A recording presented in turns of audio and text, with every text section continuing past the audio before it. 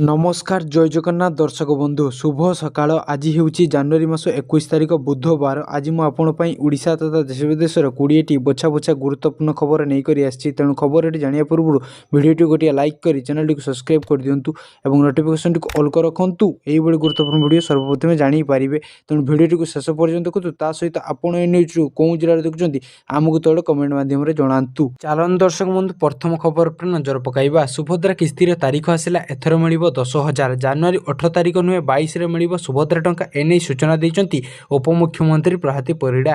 कहवा मुताबक एजावत सुभद्रा योजन मोट 4,57,681 जन महिला सामिल हो सारी से नुआक 1,78,398 जन महिला को सामिल कर जो मैंने कि प्रथम थर पर सुभद्रा किस्ती पाइबे। तेज प्रथम और द्वितीय किस्तर बाद पड़ता 2,55,265 जन को एथर एका बेलक दुईटी किस्तर टंका पाइबे। मिली सूचना अनुसार अभियोग शुणाणी पर 24,018 जन हिताधिकारी को सुभद्रा सामिल कर सूचना देते उपमुख्यमंत्री। तेज आज ट्वीट कर परवर्ती किस्ती 22 तारिख में मिलियो बोली घोषणा कर उपमुख्यमंत्री प्रभाती परिड़ा। एक्स हैंडल ट्वीट कर सूचना देते सुभद्रा योजना नूतन भाव जोड़ी होता हिताधिकारी मानक जनवरी 18 तारिख बदल में जनवरी 22 तारिख में सुभद्रा सहायता अर्थ राशि प्रदान कर। गत मास अक्टोबर मसरे पुणी थे खोली सुभद्रा पोर्टाल। एथर सरकार किसी नियम परिवर्तन कर सुभद्रा योजन से ही सामिल हो पारे जो मार्च 31 सुधा 21 वर्ष होने सुभद्रा टंका पाइबार समस्त क्राइटेरिया पालन कर नितांत आवश्यक। बड़ कथा है जो पूर्व आवेदन कर कौन कारण बाद पड़ते से आवेदन करेंगे उपमुख्यमंत्री प्रभाती परिड़ा कहते। एपटे पूर्व 18,000 टंका वृत्ति पाते सुभद्रा अयोग्य हे घोषणा करते सरकार। कौन छात्र को केंद्र किंबा राज्य सरकार 18,000 किंबा अधिक टंकार आर्थिक सहायता मिलूला सरकारी सहायता पाउथुवा तेज सुभद्रा योजन बाद पड़े। चलन दर्शक बंधु द्वितीय नंबर खबर पर नजर पकाइबा। बीजेडी कैंप रे बड़ हलचल। नवीन निवास को नेता को डाकरा। संगठन में ना अच्छी ना नहीं ता जना नहीं हेले संगठन को सुदृढ़ करने को नवीन निवास दि जाउची मंत्र। दलीय पदवी मुहा आशारे बैठक आसुचंती नेता हेले फेरिबा बेलू द्वंद्व और शंखारे फेरुचंती। एपटे तूलमूल स्तर में कर्मी बीजेडी प्रति बढ़ुची अविश्वास। नवीन निष्पत्ति उपर प्रश्न उठेलेनी कर्मी। अरविंद और सोना को निलंबन पर बीजेडी कैंप पूरा नीरव थिला हेले 5 दिन पर सकाळु सकाळु चलचंचल होता बीजेडी शिविर। प्रमीला बासभवन में बसी रुरुद्वार बैठक। जाजपुर नेता एकाठी हो भुशुड़ी पड़ुवा संगठन को सुदृढ़ करने को प्रस्तुत करते रणनीति।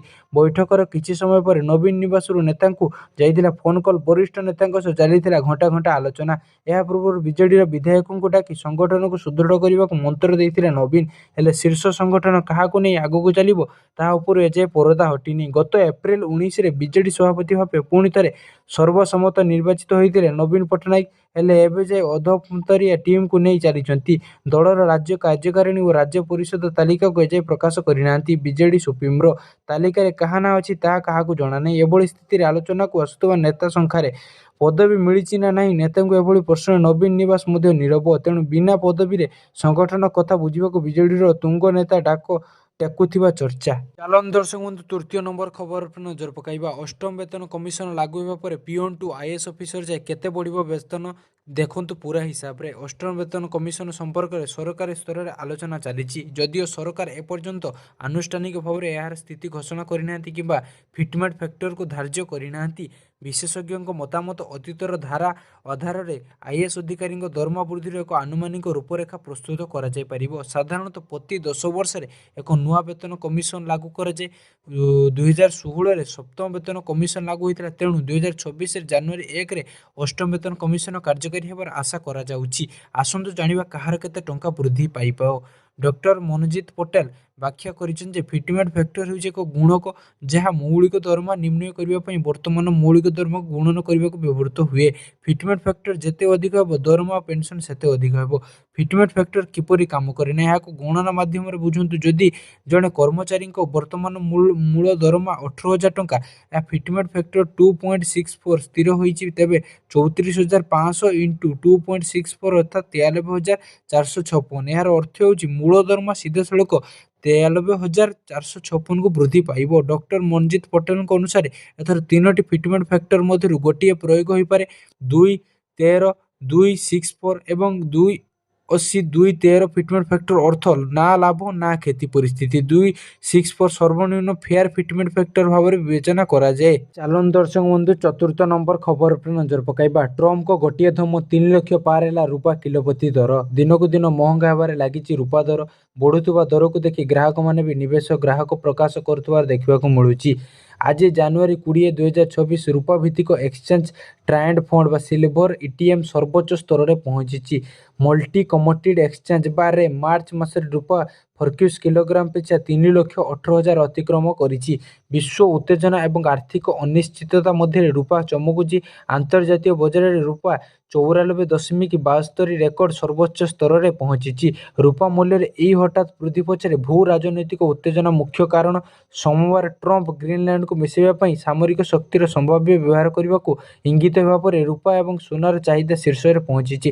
ବିଶେଷଜ୍ଞ କହିବା ଅନୁସାରେ ଆନ୍ତର୍ଜାତୀୟ ବ୍ୟାପାରରେ ଟ୍ରମ୍ପଙ୍କ ନୀତି ମୂଲ୍ୟବାନ ଧାତୁର ମୂଲ୍ୟକୁ ନିରନ୍ତର ବୃଦ୍ଧି କରୁଛି। କାହିଁକି ବଢ଼ୁଛି ସୁନା ରୂପା ଦର? ଆମେରିକା ରାଷ୍ଟ୍ରପତି ଡୋନାଲ୍ଡ ଟ୍ରମ୍ପଙ୍କ ଗ୍ରୀନଲ୍ୟାଣ୍ଡକୁ ମିଶାଇବା ପାଇଁ ପ୍ରୟାସ ତାଙ୍କ ବୟାନ ଆମେରିକା ଓ ୟୁରୋପୀୟ ସଂଘ ୟୁ ମଧ୍ୟରେ ମୁହାଁମୁହିଁ ପରିସ୍ଥିତି ସୃଷ୍ଟି କରିଛି। ଟ୍ରମ୍ପ 8ଟି ୟୁରୋପୀୟ ଦେଶ ଉପରେ ନୂତନ ଶୁଳ୍କ ଘୋଷଣା କରିଛନ୍ତି। ଫେବୃଆରୀ 1 ତାରିଖରୁ ୟୁରୋପୀୟ ଆମଦାନୀ ଉପରେ 10% ଶୁଳ୍କ ଲାଗୁ କରାଯିବ, ଯାହା ଜୁନ୍ ସୁଦ୍ଧା 25% ବୃଦ୍ଧି ପାଇବ। ଏହା ଉତ୍ତେଜନା ସୁନା ରୂପାର ଚାହିଦା ବୃଦ୍ଧି ପାଉଛି। ଚାଲନ୍ତୁ ଦର୍ଶକ ବନ୍ଧୁ ପଞ୍ଚମ ନମ୍ବର ଖବର ଉପରେ ନଜର ପକାଇବା। ପୁଣି ବିଗିଡ଼ିବ ପାଗ, ଜାଡ଼ରେ ଥରୁଛି ହାଡ଼, ତାପରେ ହେବ ବର୍ଷା ମାଡ଼। ନୂତନ ବର୍ଷ ଆରମ୍ଭ ହେବା ସହିତ ଦେଶର ଅନେକ ରାଜ୍ୟରେ ଥଣ୍ଡା ବୃଦ୍ଧି ପାଉଛି। ଶୀତ ଲହରୀ ଯୋଗୁଁ ଅନେକ ଅଞ୍ଚଳରେ ସାଧାରଣ ଜୀବନଯାତ୍ରା ଠପ୍ ହୋଇଯାଇଛି। ପାଣିପାଗ ବିଭାଗ ପୂର୍ବାନୁମାନ କରିଛି ଜାନୁଆରୀ 22ରୁ 24 ତାରିଖ ମଧ୍ୟରେ ଉତ୍ତର ପଶ୍ଚିମ ଭାରତ ଓ ଆଖପାଖ ଅଞ୍ଚଳର ସମତଳ ଅଞ୍ଚଳରେ ବର୍ଷା ହୋଇପାରେ। ଏହା ସହିତ ଆଗାମୀ 2ରୁ 3 ଦିନ ପର୍ଯ୍ୟନ୍ତ ଉତ୍ତର ପଶ୍ଚିମ ଭାରତ ବିହାରରେ ଘନ କୁହୁଡ଼ି ଲାଗି ରହିବା ସହିତ ପାଗ ପୁଣି ବିଗିଡ଼ିବ। ପାହାଡ଼ିଆ ରାଜ୍ୟରେ ପଶ୍ଚିମ ପାଗ ସ୍ଥିତିରେ ପରିବର୍ତ୍ତନ ପ୍ରଭାବ। ପାଣିପାଗ ବିଭାଗ ଆଗାମୀ କିଛି ଦିନ ପାଇଁ ପ୍ରବଳ ଥଣ୍ଡା ସତର୍କତା ଜାରି କରିଛି। ଆଇଏମ୍ଡି ଅନୁଯାୟୀ ଚଳିତ ସପ୍ତାହରେ ପଶ୍ଚିମ ହିମାଳୟରେ 2ଟି କ୍ରମାଗତ ପଶ୍ଚିମ ପାଗ ସ୍ଥିତିରେ ପରିବର୍ତ୍ତନ ସମ୍ଭାବନା ରହିଛି। ଫଳରେ ଜାନୁଆରୀ 23 ତାରିଖ ପର୍ଯ୍ୟନ୍ତ ଜାମ୍ମୁ କାଶ୍ମୀର, ହିମାଚଳ ପ୍ରଦେଶ, ଲଦାଖ, ଉତ୍ତରାଖଣ୍ଡରେ ପ୍ରବଳ ବର୍ଷା ତଥା ତୁଷାରପାତର ସମ୍ଭାବନା ରହିଛି। ୟୁପି, ବିହାରରେ ପାଗ ପରିବର୍ତ୍ତନ ସମ୍ଭାବନା। ହିମାଳୟରେ ଏକ ପଶ୍ଚିମ ପାଗ ସ୍ଥିତିରେ ପରିବର୍ତ୍ତନ ସକ୍ରିୟ ହୋଇଛି। ଏହା ଯୋଗୁଁ ଦିଲ୍ଲୀ, ଉତ୍ତରପ୍ରଦେଶ, ବିହାର ସମେତ ଅନେକ ରାଜ୍ୟ ପ୍ରଭାବିତ ହେବ। ଏସବୁ ରାଜ୍ୟଗୁଡ଼ିକରେ କିଛି ଅଞ୍ଚଳରେ ହାଲୁକା ବର୍ଷା ହେବାର ସମ୍ଭାବନା ଅଛି। ଦିଲ୍ଲୀରେ ଘନ କୁହୁଡ଼ି। ପ୍ରବଳ ଶୀତ ମଧ୍ୟରେ ଦିଲ୍ଲୀ ଏସିଆର ଘନ କୁହୁଡ଼ି ସଙ୍କଟ ରହିଛି। ଘନ କୁହୁଡ଼ି ଯୋଗୁଁ ଦୃଶ୍ୟମାନତା ହ୍ରାସ ପାଉଛି। ଆଗାମୀ କିଛି ଦିନ ମଧ୍ୟରେ ଦିଲ୍ଲୀ ଓ ଏସିଆର କିଛି ସ୍ଥାନରେ ହାଲୁକା ବର୍ଷା ହୋଇପାରେ ବୋଲି ଆଇଏମ୍ଡି କହିଛି। ଗଣତନ୍ତ୍ର ଦିବସ ପୂର୍ବରୁ ଦିଲ୍ଲୀ ଘନ କୁହୁଡ଼ିରେ ଘୋଡ଼ାଇ ହୋଇ ରହିଛି। ଚାଲନ୍ତୁ ଦର୍ଶକ ବନ୍ଧୁ 6 ନମ୍ବର ଖବର ଉପରେ ନଜର ପକାଇବା। ଏଥର ଝିଅଙ୍କ ବିବାହ କରାଇବା। ରାଜ୍ୟ ସରକାର ଏହି ଯୋଜନା ଲାଭ ଉଠାଇବା ପାଇଁ ଏପରି କରନ୍ତୁ ଆବେଦନ। ଗରିବ ତଥା ଆର୍ଥିକ ଅନଗ୍ରସର ବର୍ଗଙ୍କ ପାଇଁ ଖୁସି ଖବର। ନିଜର କନ୍ୟା ସନ୍ତାନର ବିବାହ ପାଇଁ ସରକାର ଯୋଗାଇ ଦେବେ ଆର୍ଥିକ ସହାୟତା। ଏହି ଯୋଜନା ଅଧୀନରେ ସରକାର କନ୍ୟା ବିବାହ ପାଇଁ 51,000 ଟଙ୍କା ପର୍ଯ୍ୟନ୍ତ ଆର୍ଥିକ ସହାୟତା ଯୋଗାଇ ଦେବେ। ଏଥିପାଇଁ ଆପଣଙ୍କୁ ବିବାହ କରିବାକୁ ଥିବା ବା ବିବାହଯୋଗ୍ୟ ସନ୍ତାନର ସମସ୍ତ ବିବରଣୀ ସରକାରଙ୍କ ନିକଟରେ ଦାଖଲ କରିବାକୁ ହେବ। ଏଠାରେ କହି ରଖୁ ଭିନ୍ନ ଭିନ୍ନ ନାଁରେ ବିଭିନ୍ନ ରାଜ୍ୟରେ ଏହି ଯୋଜନାକୁ କାର୍ଯ୍ୟକାରୀ କରାଯାଇଛି। ଉତ୍ତରପ୍ରଦେଶରେ ଏହାକୁ ମୁଖ୍ୟମନ୍ତ୍ରୀ ସାମୂହିକ ବିବାହ ଯୋଜନା ନାଁରେ ରଖାଯାଇଥିବା ବେଳେ ମଧ୍ୟପ୍ରଦେଶରେ ସାମୂହିକ କନ୍ୟା ବିବାହ ଯୋଜନାରେ କାର୍ଯ୍ୟକାରୀ ନାଁ ରହିଛି। ଓଡ଼ିଶାରେ ମୁଖ୍ୟମନ୍ତ୍ରୀ କନ୍ୟା ବିବାହ ଯୋଜନା ନାଁ ଦିଆଯାଇଛି। ତେବେ ଏଥିପାଇଁ ସରକାର 2025-26 ପାଇଁ ଆର୍ଥିକ ବର୍ଷ ଗତ 17 ତାରିଖରେ ଆଗତ ବଜେଟରେ 12 କୋଟି ଟଙ୍କାର ବ୍ୟବସ୍ଥା କରିଥିବା ଘୋଷଣା କରିଛନ୍ତି। ଝିଅ ଜନ୍ମ ଏକ ଆଶୀର୍ବାଦ, ଅଭିଶାପ ନୁହେଁ। ଆମେ ସେମାନଙ୍କର ସ୍ୱପ୍ନ ପୂରଣ କରିବା ଉଚିତ। ଓଡ଼ିଶା ପ୍ରଥା ପରମ୍ପରା ବିବାହ ବ୍ୟୟବହୁଳ ହୋଇଥିବାରୁ ବହୁ ଗରିବ ପରିବାର ଅସୁବିଧାର ସମ୍ମୁଖୀନ ହୋଇଥାନ୍ତି। ଏଥିପାଇଁ ଆମେ ସରକାର ମୁଖ୍ୟମନ୍ତ୍ରୀ କନ୍ୟା ବିବାହ ଯୋଜନା ଆରମ୍ଭ କରିଛନ୍ତି ବୋଲି ମୁଖ୍ୟମନ୍ତ୍ରୀ କହିଛନ୍ତି। ମହିଳା ଝିଅମାନଙ୍କର ମଙ୍ଗଳ ପାଇଁ ଏହିସବୁ ଯୋଜନା ସୁଭଦ୍ରା ବା ସୁଭଦ୍ରା ପ୍ଲସ୍ ଯୋଜନାରେ ଅନ୍ତର୍ଭୁକ୍ତ ହୋଇଛି ବୋଲି ମୁଖ୍ୟମନ୍ତ୍ରୀ କହିଛନ୍ତି। କେଉଁମାନେ ଉଠାଇ ପାରିବେ ଏହାର ଲାଭ ଜାଣନ୍ତୁ। ଗରିବ ବା ଆର୍ଥିକ ଅନଗ୍ରସର, ଛାଡ଼ପତ୍ର ହୋଇଥିବା ମହିଳା ତଥା ବିଧବାମାନେ ଏହାର ଲାଭ ଉଠାଇ ପାରିବେ। ଯୋଗ୍ୟତା: ଏହି ଯୋଜନା ଲାଭ ଉଠାଇବାକୁ ହେଲେ ସରକାରଙ୍କ ଦ୍ୱାରା ଜାରି କରାଯାଇଥିବା ମାନଦଣ୍ଡକୁ ମାନିବାକୁ ହେବ। ସରକାରଙ୍କ ଦ୍ୱାରା ଜାରି କରାଯାଇଥିବା ମାନଦଣ୍ଡ ଅନୁସାରେ କନ୍ୟା ଓଡ଼ିଶାର ସ୍ଥାୟୀ ବାସିନ୍ଦା ହୋଇଥିବା ନିତାନ୍ତ ଜରୁରୀ।